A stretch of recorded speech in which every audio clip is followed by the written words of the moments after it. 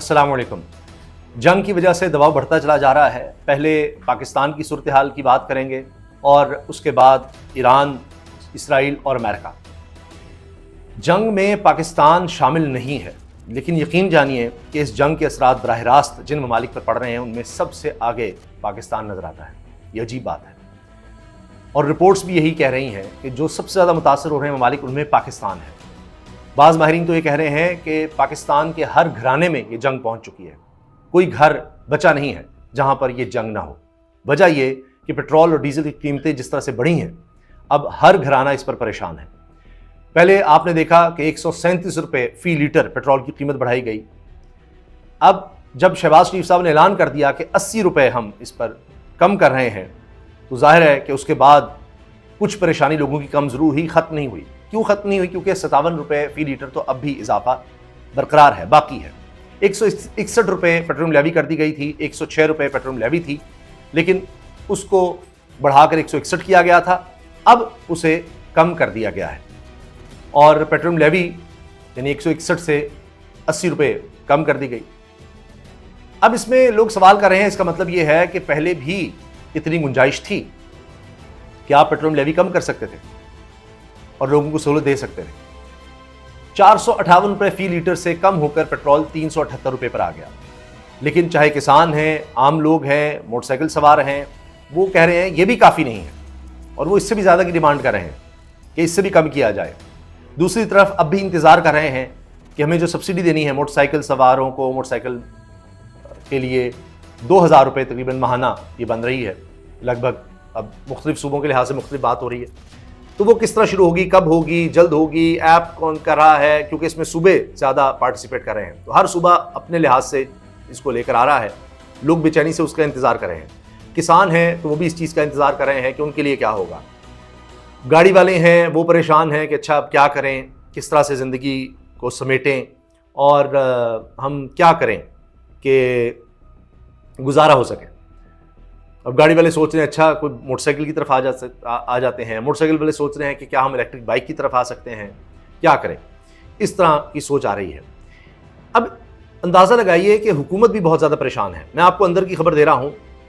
इसहाक डार साहब वज़ीर ख़ारजा, नायब वज़ीर आज़म, उन्होंने सीनियर एंकर्स को बुलाया, उनके साथ एक मीटिंग की है और उसका लुब्बे लुबाब ये सामने आया है कि ईरान नहीं मान रहा, जंग फौरी तौर पर ख़त्म होती नज़र नहीं आ रही, लिहाजा हमारे लिए ऑप्शंस कम होते चले जा रहे हैं।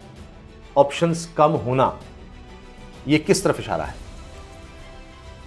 एक तरफ आप देखिए जो मैंने कहा ना कि जंग अब हर घर में आ गई है, ऑप्शंस कम होना किस तरफ इशारा है? उसमें एक तो ये देखिए कि मुत्तहिदा अरब अमारात की तरफ से जो डॉलर्स वापस मांगे गए हैं, जो उन्होंने दिए हुए थे, जिसके बारे में ये था कि IMF के साथ जब एग्रीमेंट हुआ था तो उस वक्त भी ये बात सामने आई थी कि क्या सऊदी अरब, चीन और मुत्तहिदा अरब अमारात जिन्होंने रकम रखवा रखी है पाकिस्तान के ज़र मुबादला के ज़खायर को सपोर्ट करने के लिए, ये रकम रहेगी आपके पास?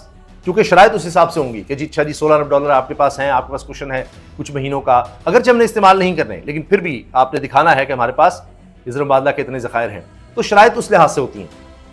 तो IMF को यकीन दहानी करवाई गई और इन ममालिक के थ्रू फिर ये बात पहुँचाई गई कि जी बिल्कुल जब तक IMF के प्रोग्राम में पाकिस्तान है हम ये रकम साथ रखेंगे। लेकिन फिर हालात ऐसे पैदा हो गए इस जंग के बाद और पाकिस्तान से कुछ डिमांड्स इस तरह की हो गई, ये ज़रा गौर से सुनिएगा, ये समझने की ज़रूरत है।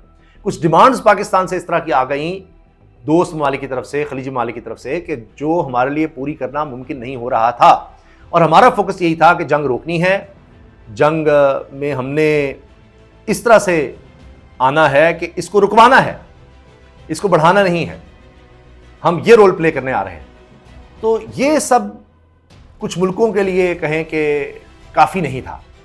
तो बहरहाल अब ये हो गया है और पाकिस्तान ने कहा है बिल्कुल हम ये रकम वापस कर रहे हैं और जाहिर है कि कोई कर्ज देता है आपको तो आपने वापस करना ही है और फिर शुक्रिया के साथ करना है। वो अलग बात कि यकीन दहानी करवाई गई थी, फिर हालात ऐसे हो गए, तो ये तो नहीं किया जा सकता कि एक शख्स आपको कोई कर्ज भी दे और आप कहें कि अच्छा तुम वापस मांग रहे हो, बड़े बुरे हो फलां को, तो ये भी नहीं हो सकता। मुश्किल है कि भाई मुश्किल वक्त में आपने दिया, ठीक है, हाँ जितनी देर के लिए हमने सोचा था वो नहीं चल सका काम, अब क्या किया जा सकता है। और हम जो आपकी उम्मीदें या ख्वाहिशात थी उस तरह नहीं कर सके, हमारे लिए मुमकिन नहीं था, हमारे मफाद में नहीं था, कौमी मफाद में नहीं था, मुल्क के मफाद में नहीं था, अवाम के मफाद में नहीं था, हम नहीं कर सकते। तो ठीक है, इसका मतलब यह है कि हमारे लिए और मुश्किलात है। मैंने कहा अब ये जंग हर घर में आ गई है, ये है।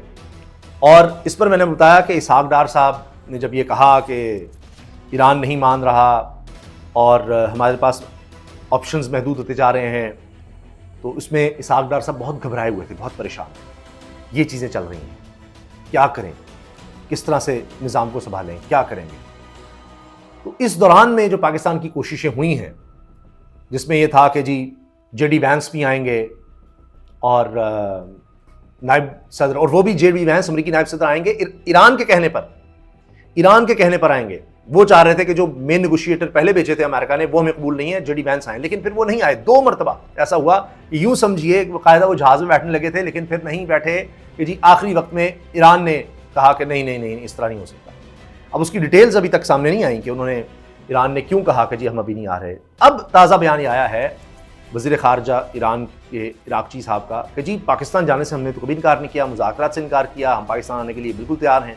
इस पर इसहाक डार साहब ने भी वेलकम किया है, बड़ा ज़बरदस्त है। तो एक उम्मीद है कि शायद दोबारा ये चीज़ हो जाए, लेकिन अभी खबर यह है कि तुर्किया, मिस्र ये कोशिश कर रहे हैं कि अच्छा कहीं और मुज़ाकरात कर लेते हैं कतर में या तुर्किया में, लेकिन कुछ बात आगे बढ़े, जो कि अभी नज़र आ रहा है कि ट्रंप ने कह दिया कि 48 घंटे का अल्टीमेटम है, 48 घंटे का, वरना हम क़यामत बर्पा कर देंगे ईरान के खिलाफ। ईरान कह रहा है कि जी 48 घंटे की जंगबंदी की ऑफ़र की थी अमेरिका ने, हमने मुस्तरद कर दी।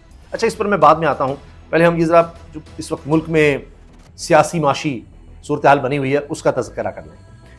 हुकूमत ने अपनी तरफ से कहा कि जी हम सब्सिडी देंगे, इसमें किसानों के लिए भी देंगे, गुड्स ट्रांसपोर्टर्स के लिए भी 1 लाख रुपए तक सब्सिडी दी जाएगी। गुड्स ट्रांसपोर्टर्स कहते हैं जी 1 लाख रुपया महाना आप सब्सिडी की बात कर रहे हैं। ये तो लाहौर से इस्लामाबाद सिर्फ एक जो हमारा चक्कर लगता है 1,20,000 तो उस पर लग जाता है। तो 1,20,000 हमारे एक चक्कर पे लग रहा है, तो लाख रुपए से क्या बनेगा? चीज़ें महंगी होंगी, लोग चीज़ें भिजवाने की कम कोशिश करेंगे, हमारा कारोबार भी मुतासर होगा। इसी तरह पब्लिक ट्रांसपोर्ट वाले भी कह रहे हैं, बसेस वाले, उन्होंने किराए बढ़ा दिए हैं, वो कह रहे हैं हमारे लिए बड़ा मुश्किल होगा, लोग कम आएंगे। तो हर तरफ से एक प्रेशर बन रहा है।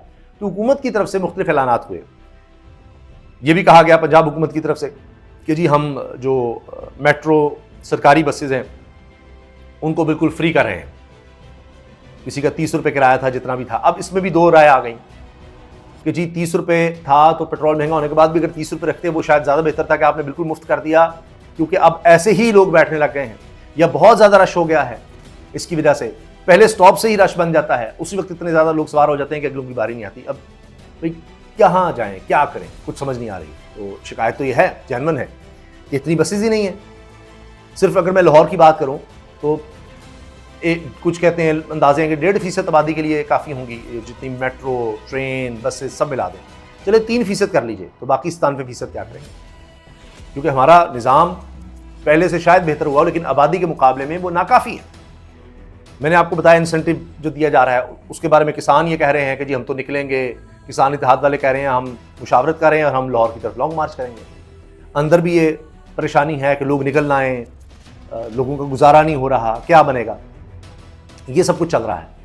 इसी दौरान में महलाती साजिशें भी हैं, जिनमें ये हो रहा है। अब सार आलम साहब चेयरमैन पैमरा रहे, सीनियर सहाफ़ी हैं, नून लीग की बड़ी ज़बरदस्त खबरें वो ले आते हैं।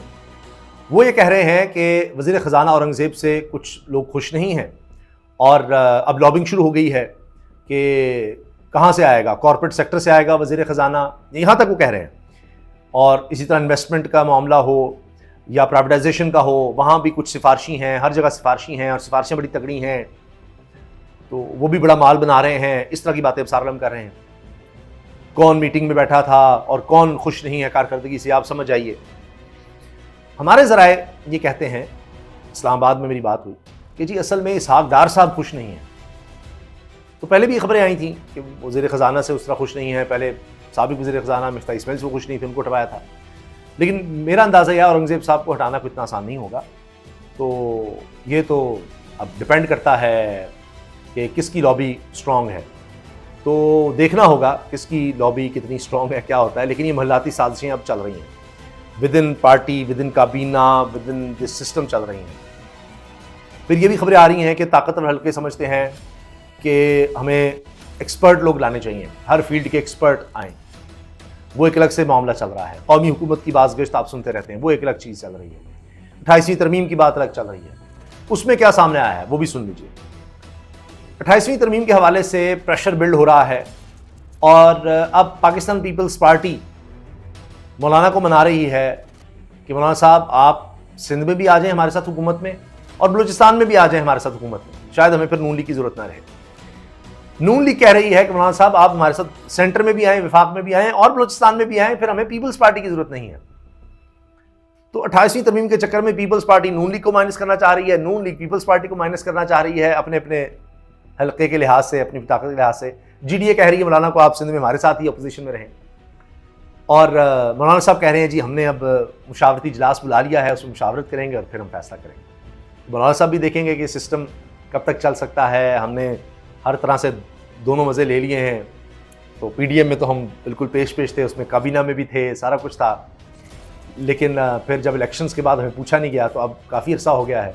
तो देखते हैं मौलाना साहब क्या फ़ैसला करते हैं, क्योंकि हो सकता है उनको लगे भी सिस्टम लंबा चलेगा तो वो कहें अच्छा जाओ शामिल हो ही जाते हैं, अब किसके साथ हों वो देखना होगा।